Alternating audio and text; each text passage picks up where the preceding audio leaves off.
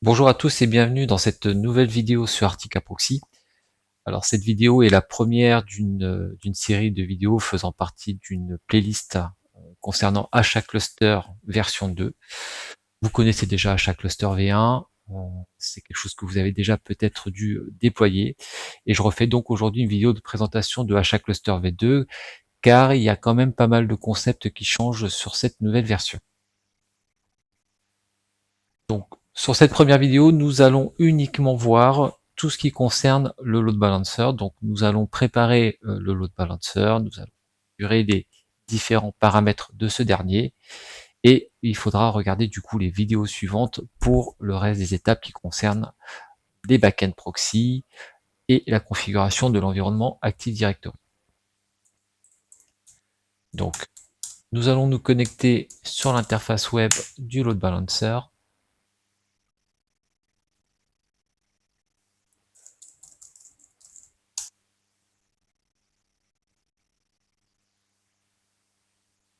Donc nous voici sur le tableau de bord. Pour commencer, nous allons faire un tour dans la partie système fonctionnalités. Et je vais vous afficher les fonctionnalités qui sont donc installées sur ce load balancer.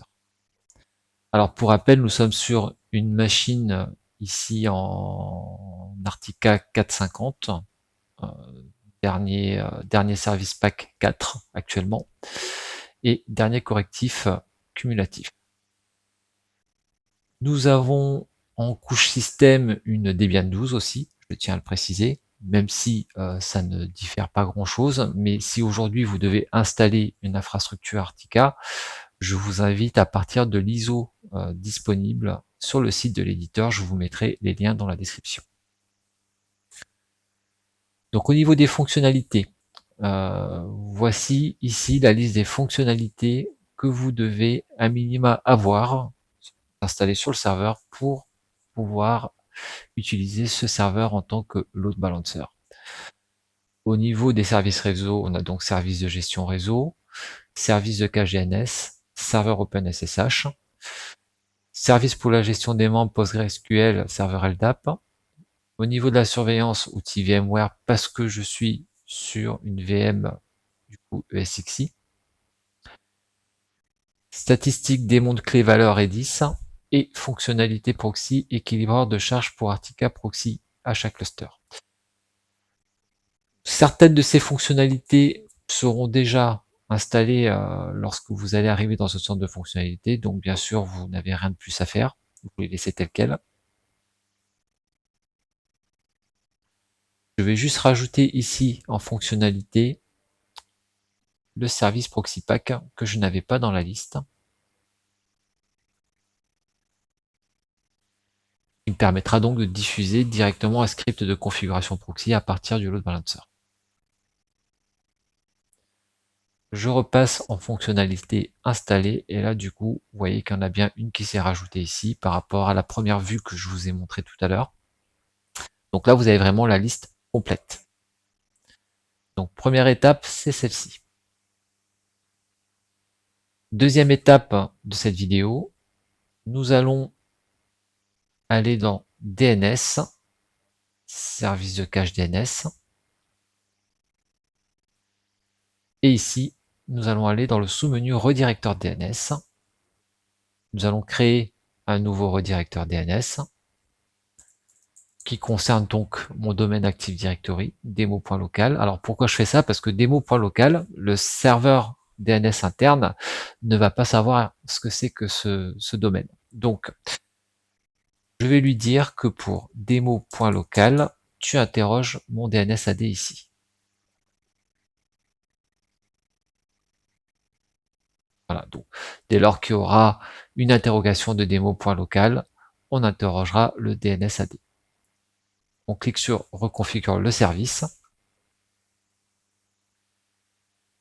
On va vérifier notre configuration DNS système ici, en serveur DNS plus bas.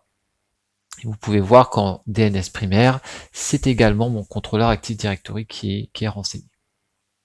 En domaine interne ici, je vais pouvoir également le modifier et dire plutôt demo.local et de localhost.local.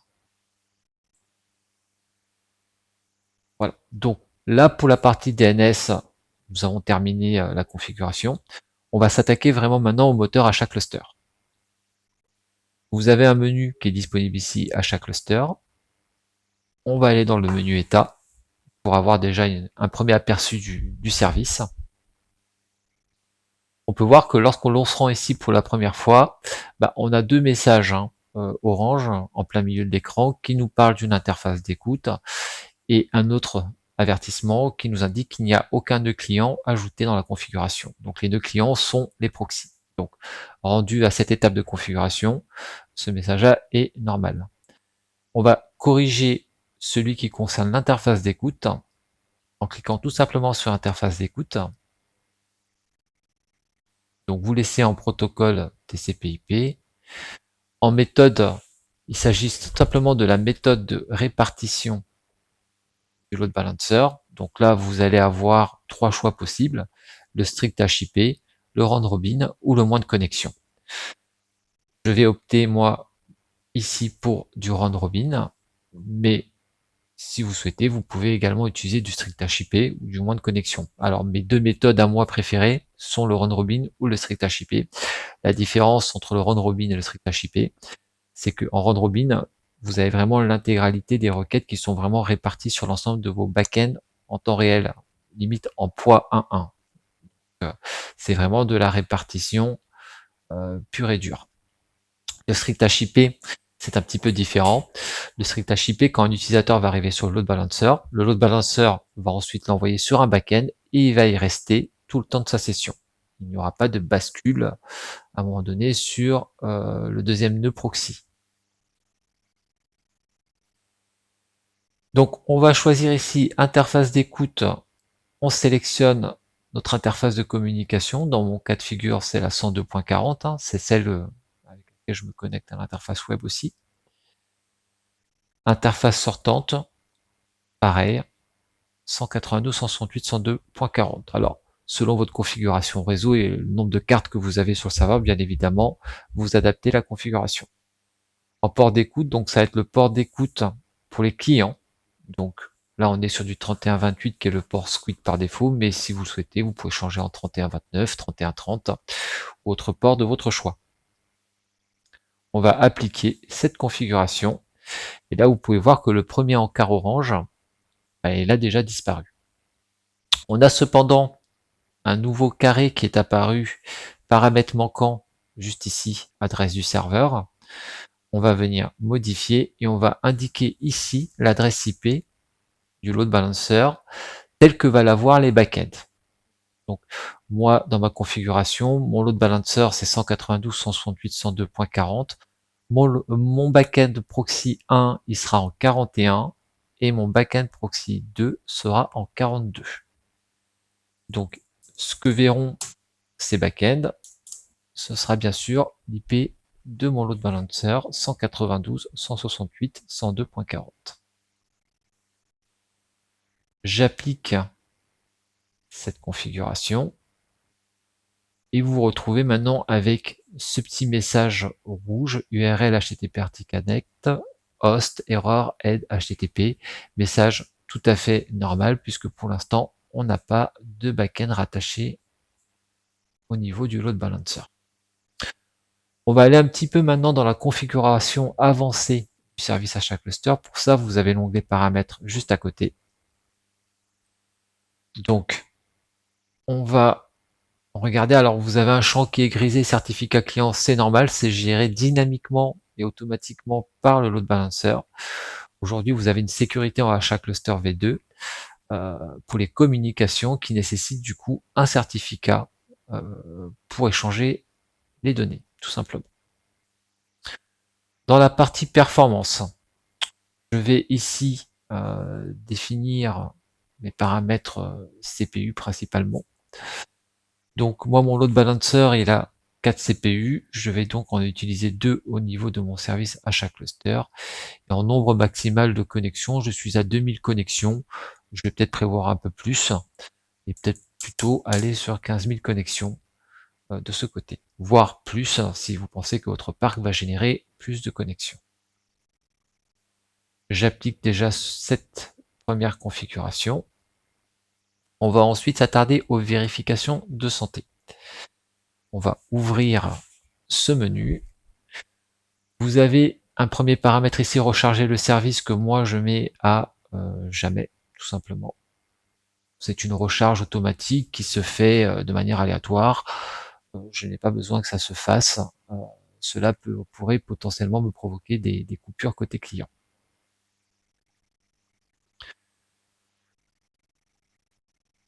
Je retourne dans le menu de la santé.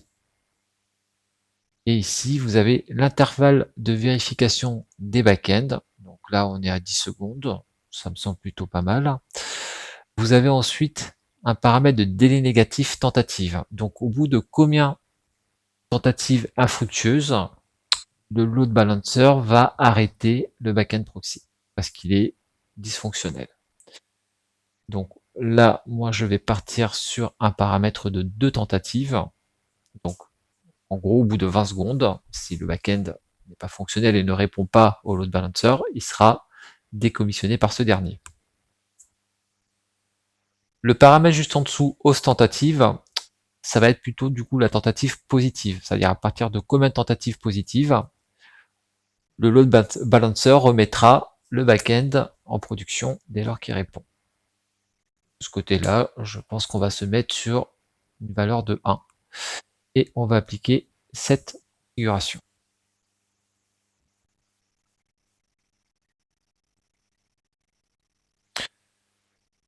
En option un petit peu poussée, on va activer ici le HA cluster client qui va checker ici un ensemble d'URL vers les backends proxy pour tester en fait la connectivité tout simplement de ce dernier. Je vais lui dire de valider l'ensemble des URL dans mon cas de figure, mais c'est pas une obligation. Ça veut dire que dès lors qu'il y a une URL qui répond pas, bah, ce sera un test négatif. Je vais activer surveiller l'utilisation du CPU. Alors, autant mon load balancer est dimensionné à 4 CPU que mes backend proxy, eux, sont dimensionnés à 8 CPU. Parce que je vais faire pas mal de choses sur ces backend proxy, notamment du filtrage, du déchiffrement SSL, etc. En charge max ici, donc là on parle de load average. Le load average, si je vous montre juste derrière, je vais refermer ce menu. Si vous cliquez, je vais faire un htop sur le serveur directement.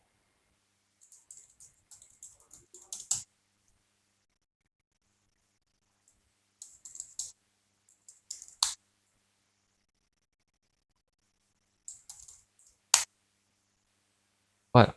Alors, la charge, c'est la notion de load average que vous avez juste là. 1,52, 1,40 à peu près. Ensuite, vous avez une autre valeur à 1,49 et une troisième valeur à 1,08. Là, c'est en temps réel, la première valeur. La deuxième valeur, elle est sur 5 minutes. Et la dernière valeur est sur 15 minutes. Une moyenne sur 15 minutes. Donc, vous voyez que là, à l'heure actuelle, moi, ce que je vais faire au niveau des indicateurs, je vais peut-être pas surveiller du temps réel parce qu'il peut y avoir des pics potentiels et du coup, peut-être une petite montée de charge rapide. Je vais plutôt analyser la valeur sur 5 minutes. Donc, la moyenne sur 5 minutes, vous voyez, je suis à 1,36 actuellement sur mon load balancer. Mais là, attention, on parle bien de load average sur les backend proxy. Donc, je retourne dans chaque cluster client. J'active les 3 options. Et ici, je vais définir un load à peu près 7, 8. Je vais le mettre je vais le mettre à 7. Et du coup, sur 5 minutes. J'applique cette configuration.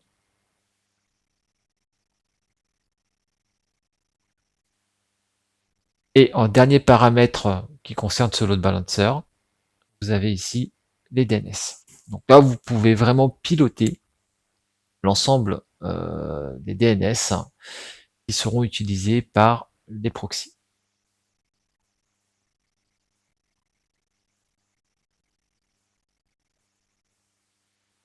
Voilà. C'est tout pour cette première vidéo du coup de préparation du HA cluster, notamment du load balancer, je précise. Je reviendrai sur d'autres vidéos par la suite à nouveau sur le HA cluster, mais ce sera pour effectuer la liaison AD ou rattacher des serveurs backend. Voilà. Je vous dis à très bientôt pour la prochaine vidéo. Au revoir.